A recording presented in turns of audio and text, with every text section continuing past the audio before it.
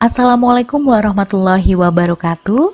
Selamat datang di pembelajaran kelas 5, tema 1, organ gerak hewan dan manusia. Subtema 2, manusia dan lingkungan. Bersama Mrs. Puspa. Nah, anak-anakku dimanapun kalian berada, kalian pasti tahu kan salah satu ciri-ciri makhluk hidup adalah bergerak. Dan manusia dapat melakukan banyak gerak. Di antaranya adalah berjalan, menendang bola, melemparkan bola, bersepeda, dan gerakan yang lain. Alat gerak manusia dibedakan menjadi dua macam. Yang pertama adalah alat gerak pasif yang kita sebut dengan tulang, dan alat gerak aktif yang kita sebut sebagai otot. Susunan tulang manusia membentuk sistem rangka.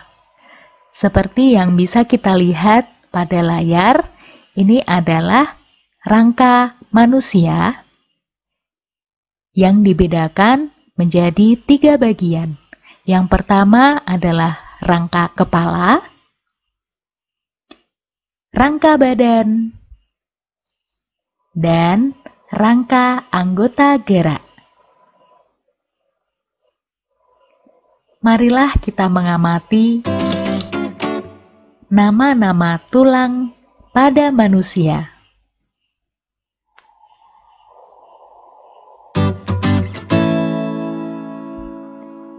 Nah, anak-anakku, ini adalah bagian anggota gerak manusia. Ada 2 macam. Yang pertama adalah anggota gerak atas, yaitu tangan, dan anggota gerak bawah, yaitu kaki.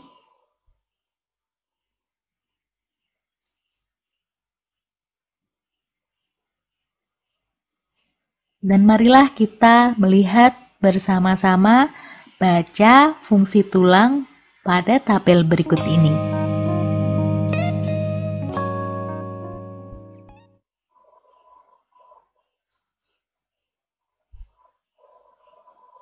Dalam pertumbuhannya, tulang dapat mengalami berbagai masalah penyakit tulang.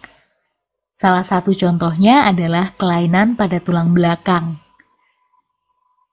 Ada 3 jenis kelainan pada tulang belakang. Yang pertama, skoliosis, di mana tulang belakang membungkuk ke samping kanan atau kiri. Lordosis, yaitu kelainan tulang belakang membungkuk ke depan. Dan kifosis, yaitu tulang belakang membungkuk ke belakang. Seperti yang bisa kalian lihat pada gambar.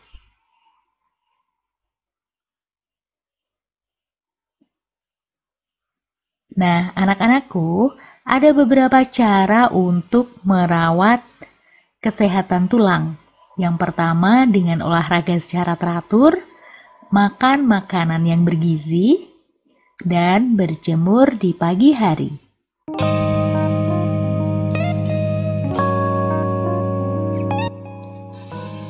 Tulang merupakan alat gerak pasif, dan tulang sendiri digerakkan oleh alat gerak aktif yang dinamakan otot. Otot dibedakan menjadi 3, otot polos, otot lurik, dan otot jantung. Kalian bisa melihat dengan seksama perbedaan bentuk otot polos, lurik, dan jantung pada gambar berikut ya.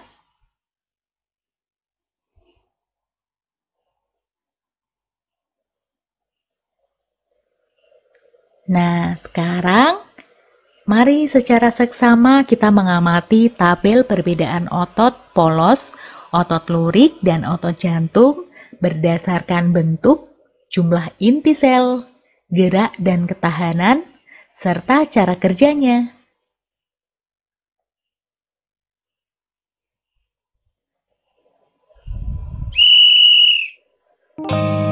Anak-anakku dimanapun kalian berada, dengan kondisi tubuh tulang dan otot yang sehat, maka kalian dapat berkeliling ke Indonesia.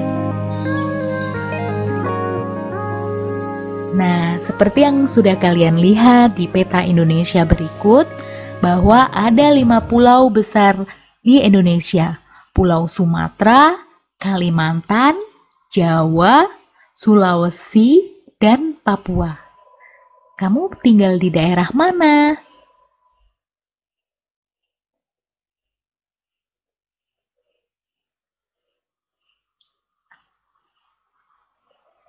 Anak-anakku, kenampakan alam di Indonesia sangat beragam. Kenampakan alam itu sendiri dibedakan menjadi 2. Kenampakan alam alami, yaitu kenampakan alam yang terjadi secara alami, dan kenampakan alam buatan. Nah, yang pertama adalah kenampakan alam alami. Apa saja contohnya? Yang pertama adalah sungai, lautan, dan pegunungan. Lalu, apa itu kenampakan alam buatan? Kenampakan alam buatan adalah kenampakan alam yang sengaja dibuat oleh manusia karena memiliki tujuan tertentu. Contohnya adalah waduk atau bendungan, danau buatan, dan sawah.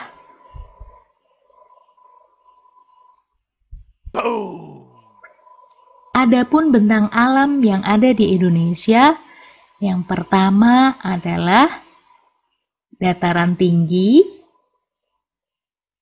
dataran rendah, pegunungan, dan pesisir.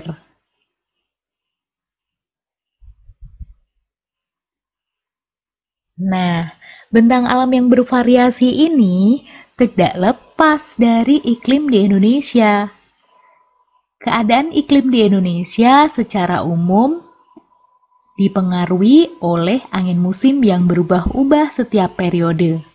Ada iklim laut, terjadi karena Indonesia memiliki wilayah laut yang sangat luas. Dan iklim panas, terjadi karena Indonesia berada di daerah tropis.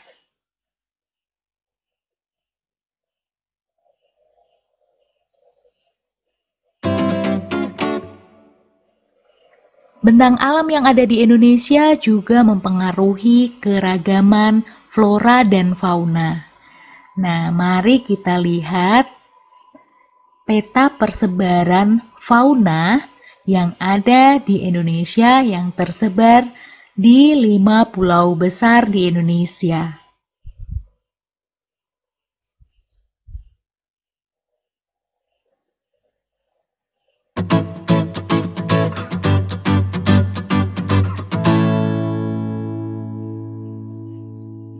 Nah, anak-anakku dimanapun kalian berada, jika kalian bisa berkeliling di Indonesia, maka kalian akan banyak mengenal beragam suku yang ada di Indonesia.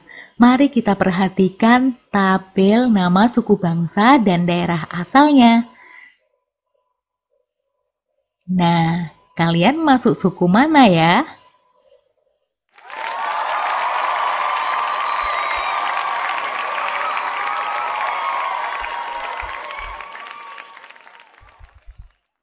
Selain adanya keberagaman suku, di Indonesia juga terdapat keberagaman agama, di mana ada 6 agama yang diakui di Indonesia, yaitu agama Islam, Kristen, Katolik, Hindu, Buddha, dan Konghucu.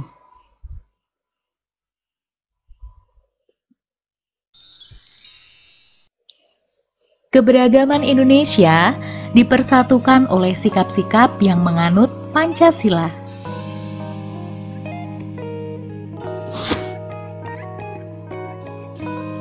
Nah, anak-anakku dimanapun kalian berada, marilah kita semua saling menghargai keanekaragaman yang ada di Indonesia dengan hidup berdampingan, saling tolong-menolong, menghargai, dan saling menghormati. Demikian penjelasan dari Mrs. Puspa. Terima kasih dan sampai jumpa.